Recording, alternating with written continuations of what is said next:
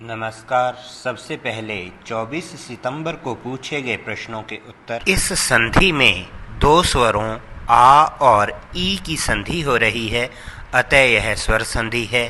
आ और ई दोनों अलग अलग परिवारों से हैं, अतः इनकी संधि गुण संधि कहलाएगी और परिवर्तन होकर ए बनेगा। संधि के बाद शब्द होगा उमेश। नवरत्न शब्द का विग्रह है, 9 रत्नों का समाहार। इसमें पहला पद संख्यावाचक है, अतः यह द्विगु समास का उदाहरण है। उत का अर्थ होता है उच्चता, श्रेष्ठता।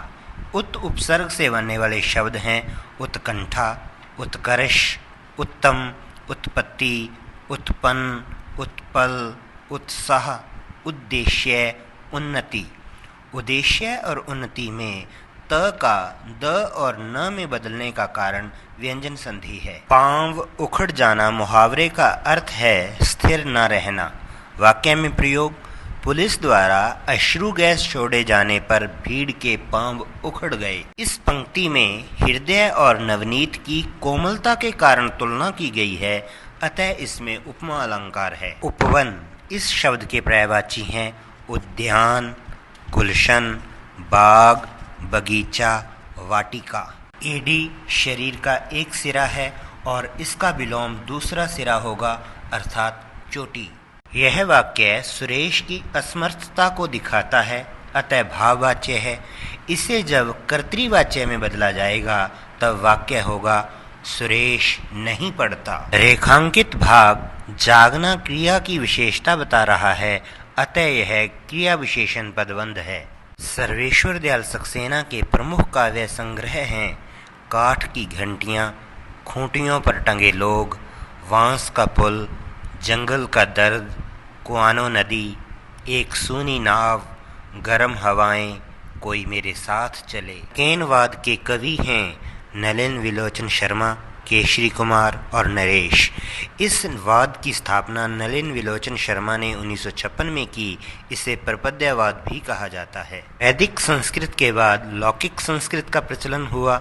इसका समय 800 ईस्वी पूर्व से 500 ईस्वी पूर्व माना गया है। रीति संप्रदाय के संस्थापक आचार्य बामन हैं।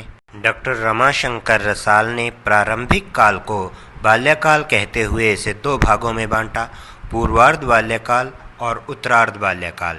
इनका समय उन्होंने विक्रमी संवत 1000 से 1200 और 1200 से 1400 तक माना। उन्होंने प्रारंभिक काल को जय काव्य काल का नाम भी दिया। रेवंत गिरिराज के रचनाकार हैं विजय सेन सूरी। अब आज के प्रश्न। इन प्रश्नों के उत्तर 8 अक्टूबर को मेरे YouTube चैनल वृक्ष व्यू पर दिए जाएंगे। प्रश्नोत्तरी के अतिरिक्त संधि, समास, अलंकार आदि की जानकारी के लिए आप मेरे चैनल को सब्सक्राइब कर सकते हैं। चलते हैं प्रश्नों की ओर। 1 जमा अंकी, इसकी संधि करें और भेद बताएं। दशानन, इस शब्द का विग्रह करें और समास बताएं। अधि, उपसर्ग से शब्द बनाएं। अज्ञात और अज्ञेय में भेद बताएं। तरनी तनूजा तट तमाल तरुवर वहु छाए, इस काव्य पंक्ति में अलंकार बताएं।